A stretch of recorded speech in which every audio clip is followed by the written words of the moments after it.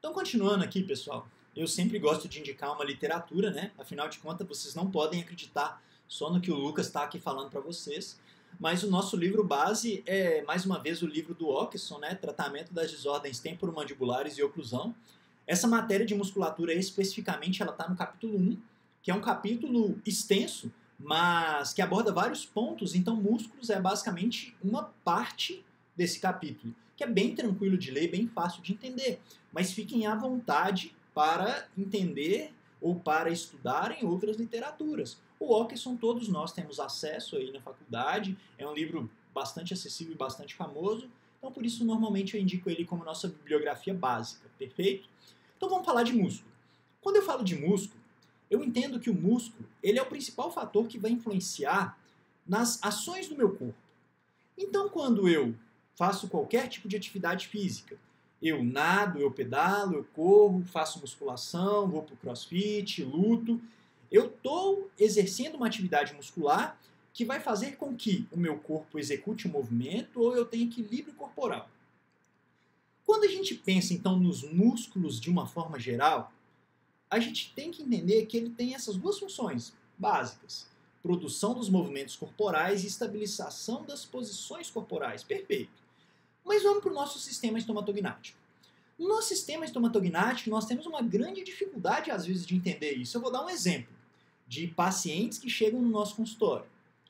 Um exemplo clássico. Eu vou para a minha academia, faço agachamentos e, a partir desses agachamentos, eu estou trabalhando uma série de musculaturas das minhas pernas ou dos membros inferiores.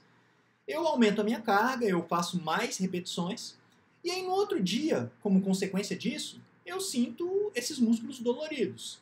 Beleza, normal. A gente fica até feliz, né? Porque parece que está dando resultado. Beleza.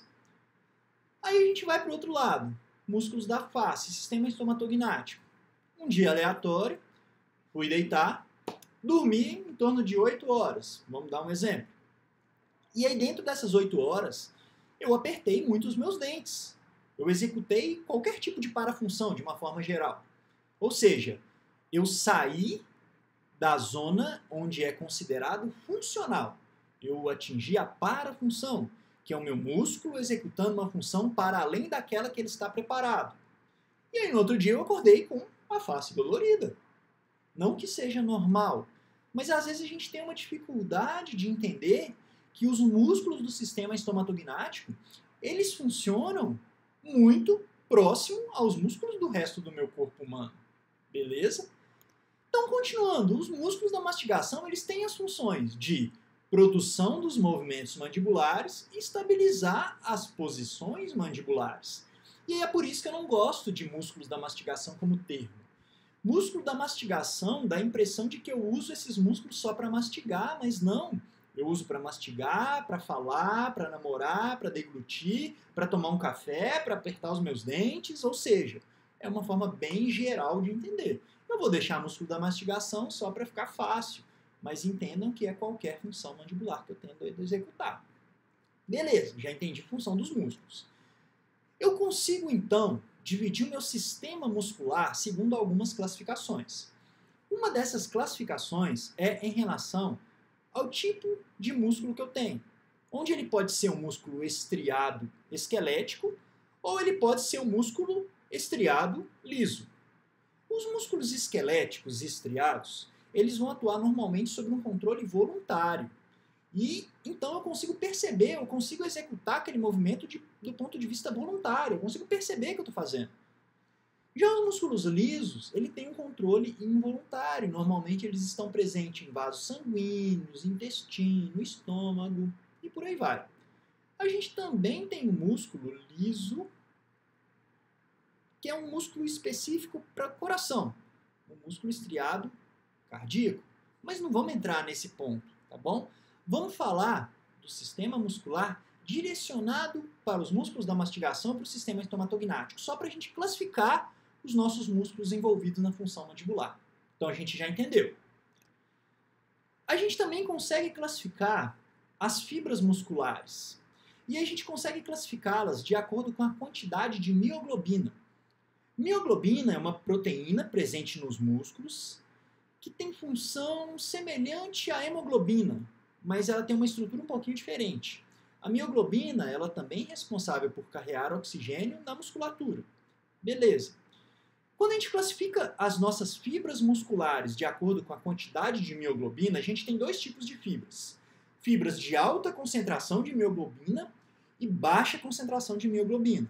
As de alta concentração, elas são mais avermelhadas, têm uma contração mais lenta e sustentável, que são as fibras que a gente chama do tipo 1 ou fibras lentas. Para entender, fibras do tipo 1 ou fibras lentas são aquelas fibras que são predominantemente presentes em maratonistas ou corredores de longa distância, que são aqueles corredores mais magros, que conseguem sustentar uma contração mais lenta, mas durante um longo período de tempo. Só para ficar fácil de entender. Eles são resistentes à fadiga, para ficar mais fácil ainda de entender. Perfeito? Já quando as fibras musculares têm baixa concentração de mioglobina, elas são fibras mais claras, mais esbranquiçadas, elas têm menos mitocôndrias quando eu comparo com as fibras de alta concentração de mioglobina, mas elas têm uma explosão mais rápida, uma contração mais rápida. Em contrapartida, elas se fadigam mais rápido. Essas são as fibras do tipo 2 ou fibras rápidas, cuja concentração de mioglobina é um pouco menor. Para a gente entender, a predominância dessas fibras aconteceria, por exemplo, naqueles corredores de curta distância, tipo 100 metros rasos. O Usain Bolt, que corre 100 metros com uma potência altíssima, mas que durante um determinado ou um curto espaço de tempo. Beleza. Então eu já entendi como eu classifico o sistema muscular e as minhas fibras. Nos músculos da mastigação, o que nós temos? Os nossos músculos envolvidos na função mandibular, eles são basicamente estriados esqueléticos, ou seja, nós temos uma contração voluntária, uma atividade voluntária.